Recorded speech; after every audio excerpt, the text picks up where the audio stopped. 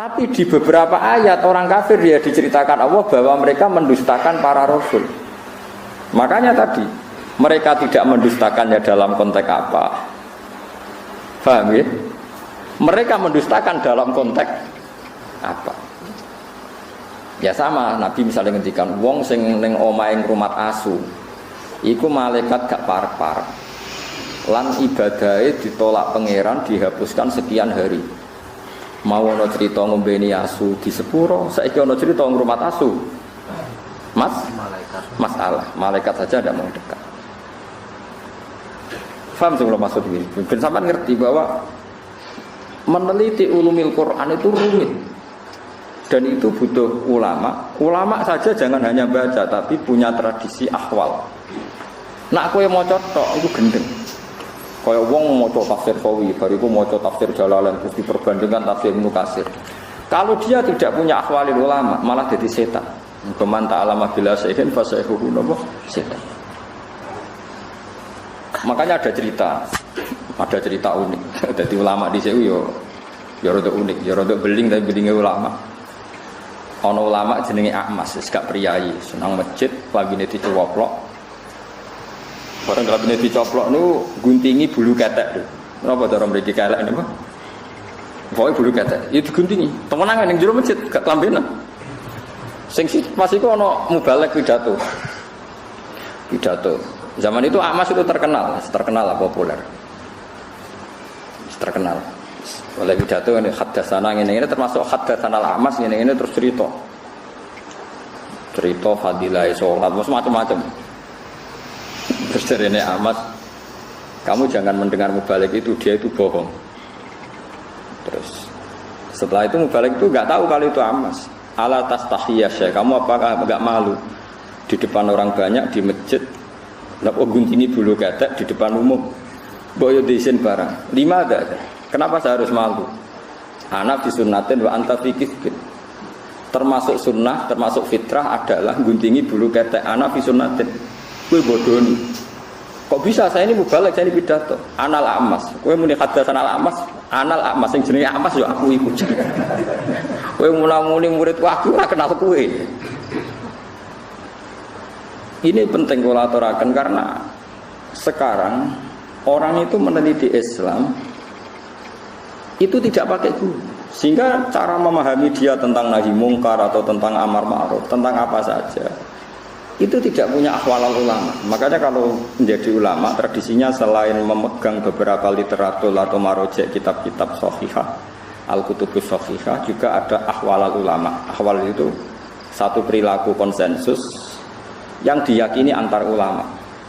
Ya saya ulang lagi, yang diyakini antar apa? Diyakini antar ulama. Ini penting kalau aturaken.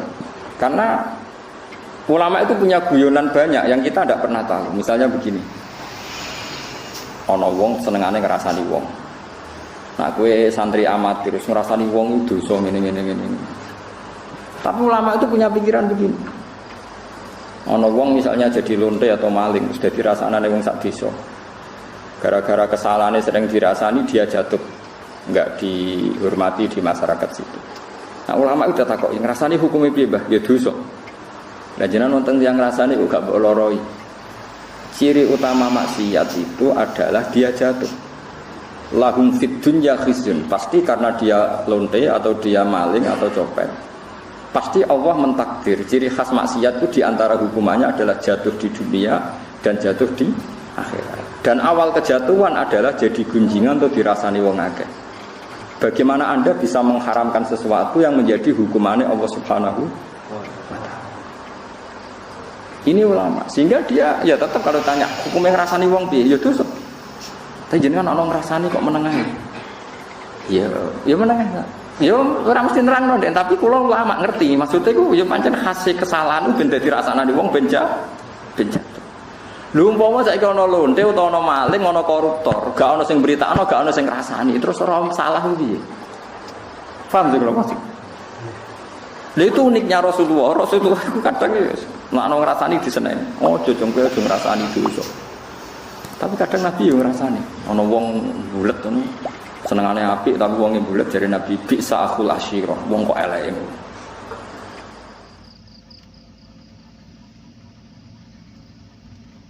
ulama maling ngarang kitab. Ngerasane iku haram kecuali 6 hal. 1 ini, 2 ini. Nah, kowe ngapalo kan rahasia. Wong jumlahe napa? 6. Nah, itu cara berpikir adalah apa yang dilakukan Nabi itu menjadi hukum permanen apa enggak? Apa hanya waqiatul hal, memang hukum itu begitu, tapi nggak bisa diteruskan kayak kasus tadi apa, kayak konteks tadi apa itu, lonte, bagin atau bagiyah makan ini kok, ngombeni nopo asu. Kue raiso terus mentang-mentang, asu itu hewan kehormatan, sehingga sing ngombeni di sepuro, padahal dosane gede lonte. Kue ada nganti mafhum ngono neraka. Sing marahi sapa kue di pemikiran ngono. Paham ya? Tapi ora mbok mafhum kok goblok wong kok ora iso mafhum. Yus pokoke meneng ae, pokoke ngono iku tau kejadian. Mulane ulama rata-rata wis kaya wong goblok. Pokoke tau ono kejadian. Wong mateni wong 99 di sepuro. Bareng ana kiai muni ra di sepuro dipateni ne. Satu. Dadi nek ulama tenan mau cerita, ana kejadian wong mateni wong 100 di sepuro pengiran. Tapi rasa mbok mafhum.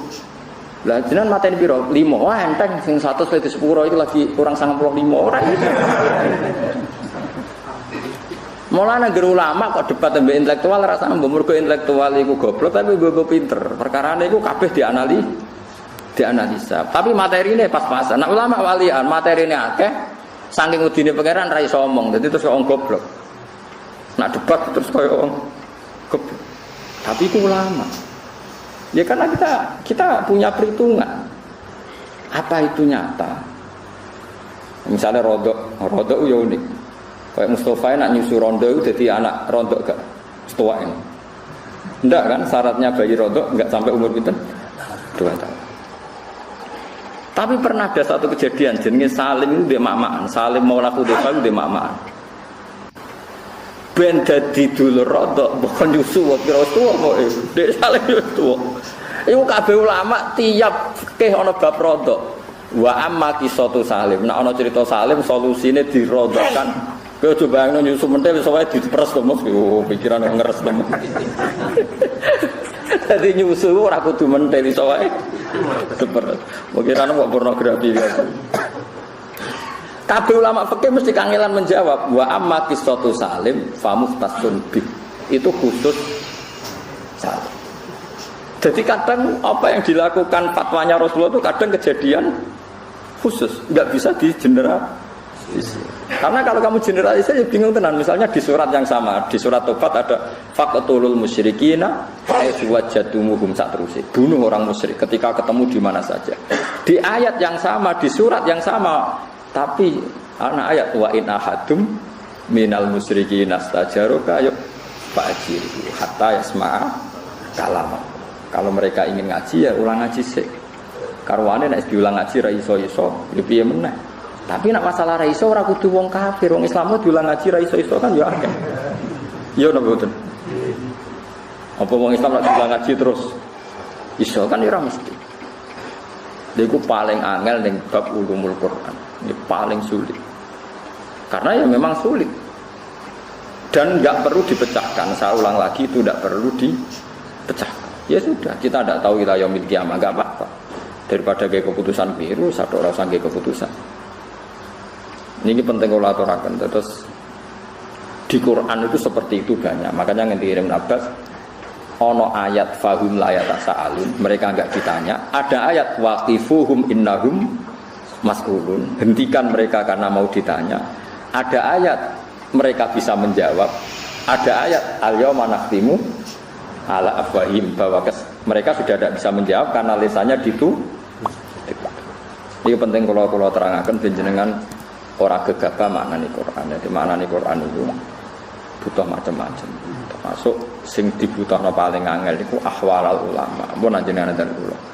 Ahwal itu ya ahwal niku perilaku ulama. Perilaku ini bukan sekedar fatwa hukum tapi ini perilaku. Misalnya begini, ini tak dudono uniknya ulama memahami dawuh Kanjeng Nabi. Nabi nate ngendikan aksir min ma'rifatin nas, cung kowe kanca sing akeh.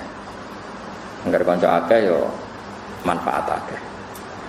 Sufyan Ats-Tsauri gurune Imam Syafi'i nak manani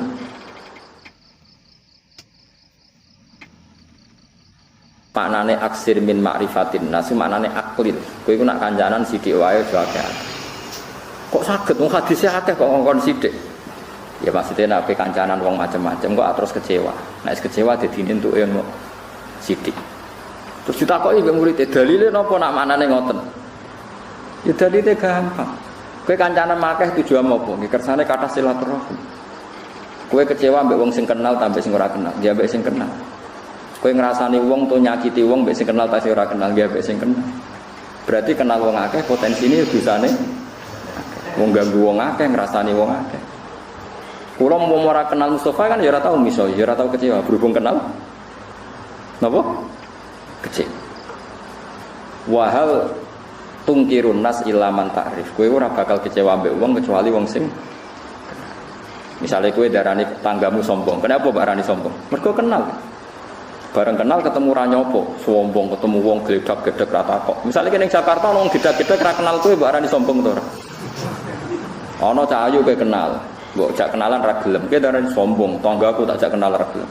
Artis sing ra kenal kowe ya ra kenal kowe, jute ya ora mbak Rani sombong, mergo mboten napa? Itu ulama.